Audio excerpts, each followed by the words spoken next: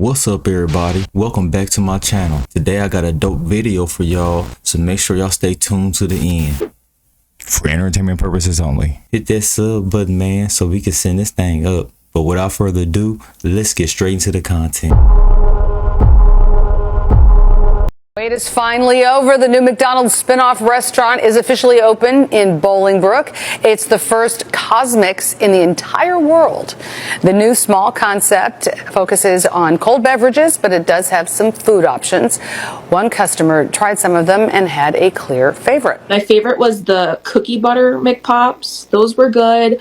I wish they were served warm, but they were good. They're really good. I go back for those. All right. McDonald's plans to open more Cosmics in the coming months. Locations, though, have not yet been revealed. It was a long line yesterday out there. For most people to know how disgusting McDonald's is, they keep expanding. Maybe it's the ads and the dreams. Paper cup, by nature, should absorb water. If it's not absorbing water, then that means there must be a barrier in between the paper and the liquid. And that barrier is polyethylene plastic. A study found that in 15 minutes of contact with hot liquids leached 25,000 microplastic particles into your cup. But no one's questioning this. No one's really thinking about it because it's just part of our... What I'm about to show you is completely legal and completely true. Plastic and all, don't even matter.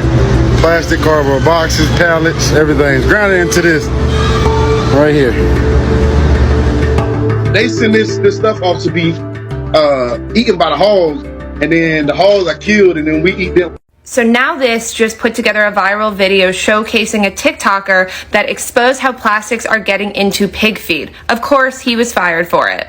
In more than half of the states in the United States, it is completely legal to put plastic in animal feed. That means that they grind up entire packages of food with styrofoam, plastic, saran wrap, whatever it might be, and turn it into a dust that is then fed to pigs and then fed to you. Rolls-Royce is getting into the space business. If you're wondering what happened to Elon's project, it's near Mars now. Usually known for their $400,000 luxury vehicles, Rolls-Royce is now getting into nuclear energy for the UK Space Agency. And while this might seem like an odd move, Rolls-Royce doesn't just make cars. They're also the world's second largest manufacturer of airplane engines. And this is happening because of the moon's southern pole, which is where India landed a few months ago. This area is of special interest to space agencies because it has a bunch of ice hidden in the shadows. These areas have never seen sunlight, so the cold vacuum of space has kept them frozen in time. However, these areas also pose unique challenges, like the lack of sunlight for solar energy. So Rolls-Royce has unveiled this model of their nuclear space micro-reactor at a conference last week. This mini nuclear power plant would run on nuclear fission, which is when the nuclei of atoms slam together and break apart, which is what our power plants currently do. This isn't nuclear fusion like what the sun does. That's when the nuclei of atoms slam together and stay together. But we're still working on that. Rolls-Royce nuclear fission would be a constant supply of energy that didn't need the sun to operate, and will function as a rough draft to one day, hopefully, power an entire station. A mini nuclear power plant on the moon? Now if that blow up and destroy the moon, then what we gonna do? I need answers on what this is right here, seriously.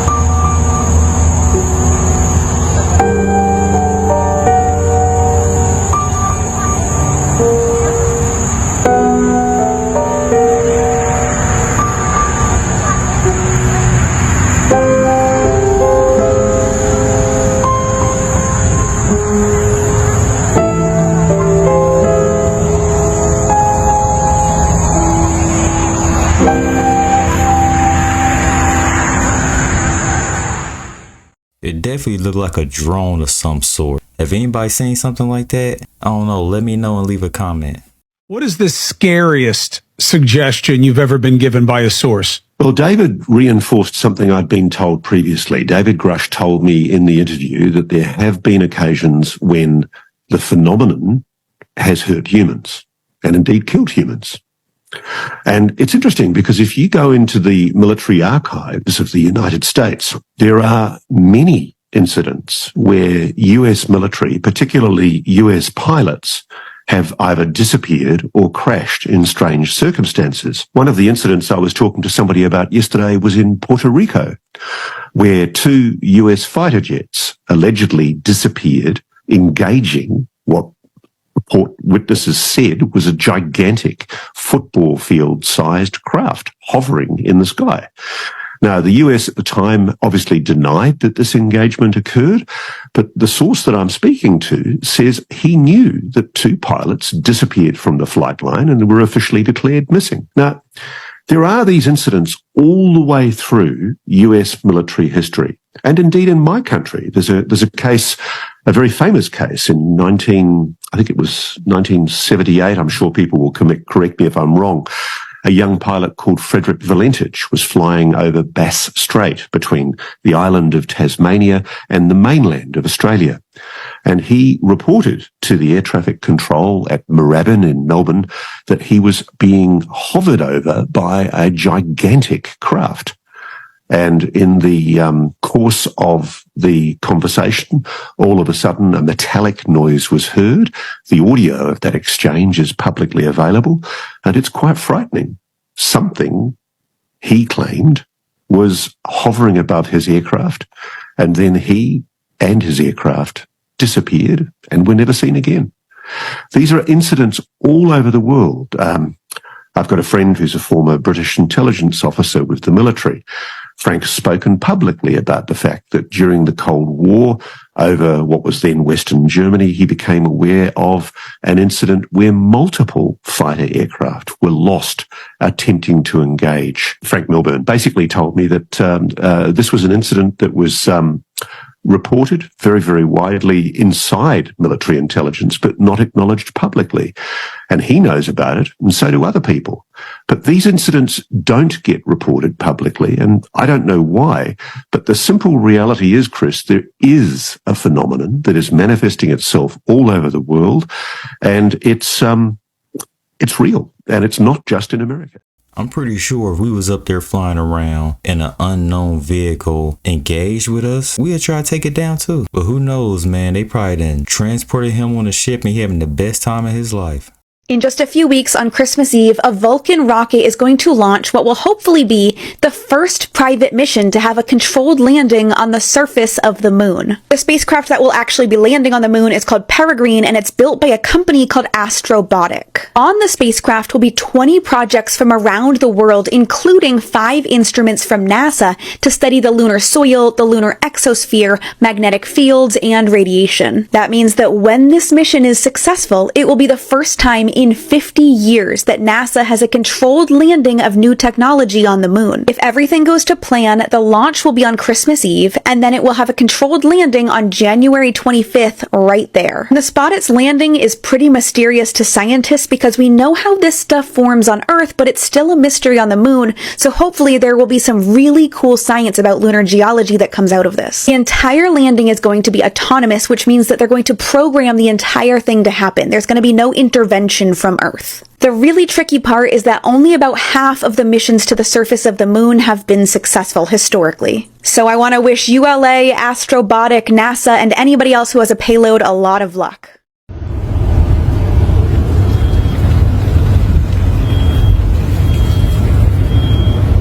I hope nobody was in those houses.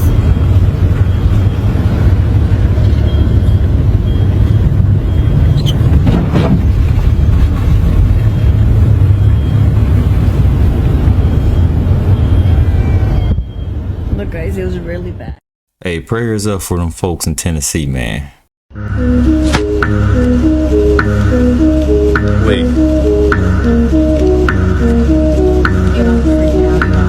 Yo. The fuck? What is that?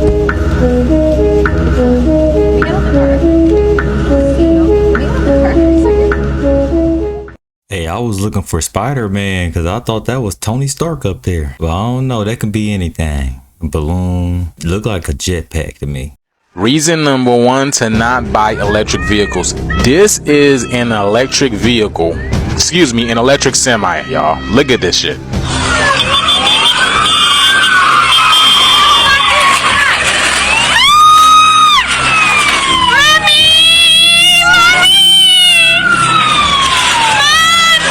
Hold on, there's another better. Hold on, there's another video. Hold on.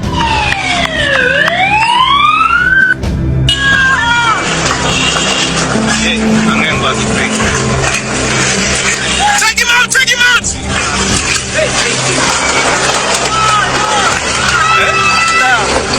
Shit crazy, y'all. Look at that.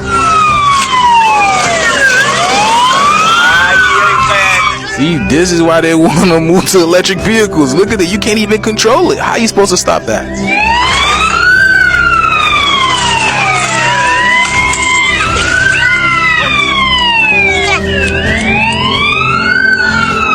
This is fucked up. I have it all on video. Where is he? Is he not under the truck? Is he not under the truck there? Is that not him? Apparently the driver got, you know, by the truck. Holy shit!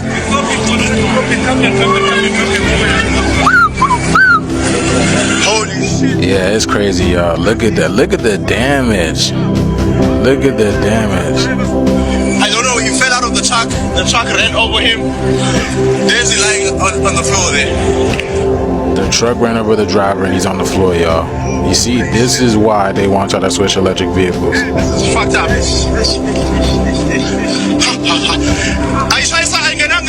Nah, y'all. I know humans that drive like that. In super exciting science news, a gene editing tool known as CRISPR has been approved by the FDA to treat sickle cell disease. CRISPR technology has been a bit controversial since kits came out a few years ago. There were fears that teenagers would design mutated genes in their living room, or people injecting themselves with it in what's called biohacking. Very basically, how CRISPR works is by using two parts, a protein and a guide. The guide searches through the DNA and finds a tiny area. Its teammate, the protein, then cuts the area so that the guide can slither in and pair with the DNA. Control F replace. But it only works if it's a good match. If it isn't, then they fall off and go searching for a different area to try again. Ideally, CRISPR will be used to target specific genetic diseases by essentially replacing the faulty code. If successful, it could lead to us modifying every living thing on Earth. Drought-resistant plants, mosquitoes that don't transmit malaria, or a little more unsettling, designing your kids. Genetic modification is an inevitable and probably kind of like a final step in medicine, because this is you, baby. This is it. I will leave this here for you to pause if you want to take a better look.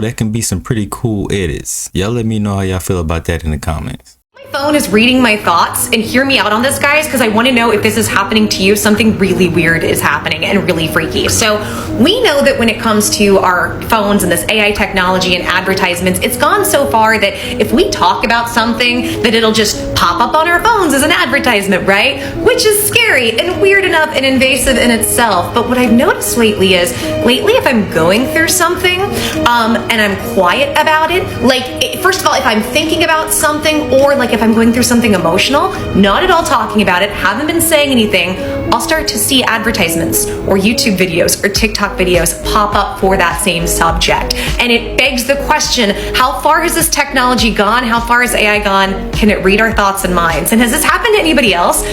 Click the plus sign, sound off in the comments, because I'm gonna dive into this. I don't know if it's reading mind or AI good at just predicting behavior, or both. Either way, it's scary.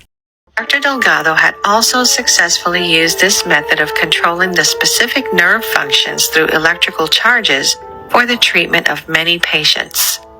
The experiments described confirms that it is not only possible to plant an idea in someone's mind. In fact, MIT has recently developed a device called Alter Ego that listens not to a person's speech, but to their thoughts.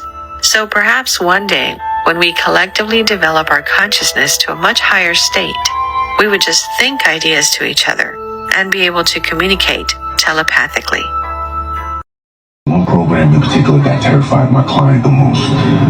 A simple 3-stage maneuver that could topple a country's government from within. The first stage was isolation. Disable their communication and transportation. Make the target as deaf, dumb, and paralyzed as possible. Setting them up for the second stage. Synchronized chaos. Terrorize them with covert attacks and misinformation. Overwhelming their defense capabilities, leaving their weapon systems vulnerable to extremists in their own military. Without a clear enemy or motive, people would start turning on each other. Done successfully, the third stage would happen on its own. What's the third stage? A coup d'etat. Civil war. Collapse.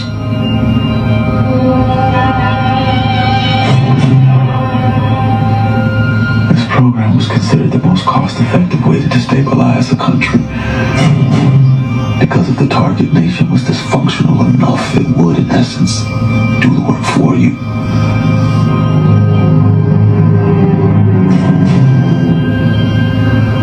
Whoever started this wants us to finish it.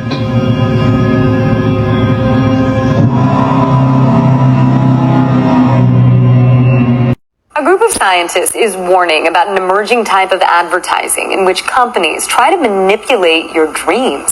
ABC 10 News anchor Derek Stahl is going in depth with a sleep researcher to explain why some are calling for more government oversight.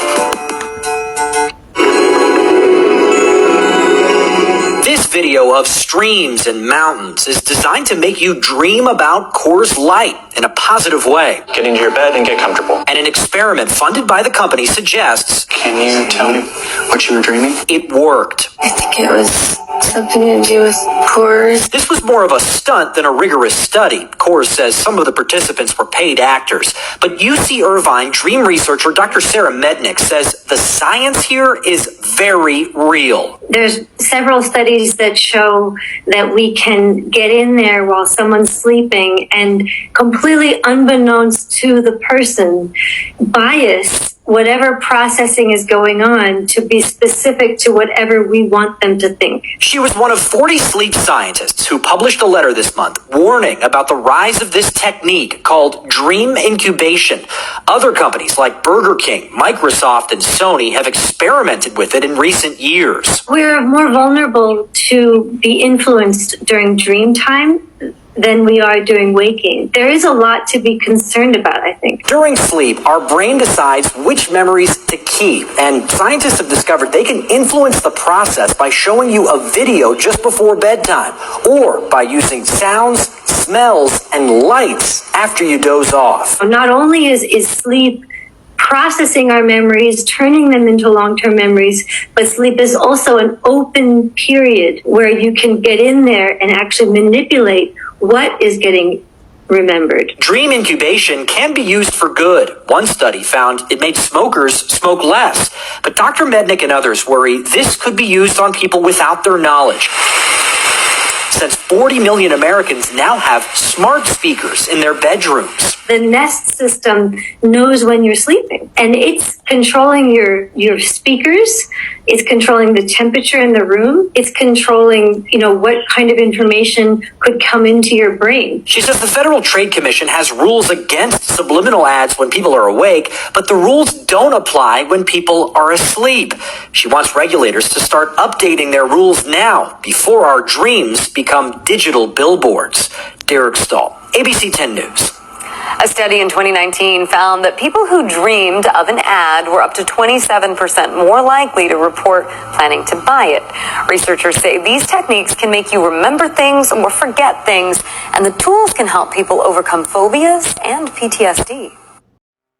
Straight up, if this don't change your mind about the ancient Egyptians, there's no hope for you. This large granite box carved by the Egyptians is on display at the Cairo Museum, which, by the way, granite is hard as harder than steel, and we typically use diamond-tipped electric buzzsaws to cut through it these days. So this box was abandoned by the Egyptians due to this mistake in the cut. Now wait, hold up. I want you to think about this for a sec. Modern explanations claim that the methods ancient Egyptians used to cut granite involved painfully slow and repetitive sawing techniques using copper tools. Don't you think they would have noticed a mistake like this way sooner if they were actually using those snail pace techniques? Cut like this would have taken several hours, if not days of work, and there's no way they would have done it for that long without noticing this error. They were way smarter than that. Like seriously, the top Egyptologists claim this is how they cut granite back then. A rate of 4 millimeters per hour, and they're still standing by it. Clearly, the people cutting this block would have booked this mistake much earlier in the process, and they'd have no reason to continue sawing the granite for hours or even days longer as soon as they saw this inaccuracy, unless they were using some other unknown cutting technique, one that is far quicker than our history books suggest and possibly far more advanced than even our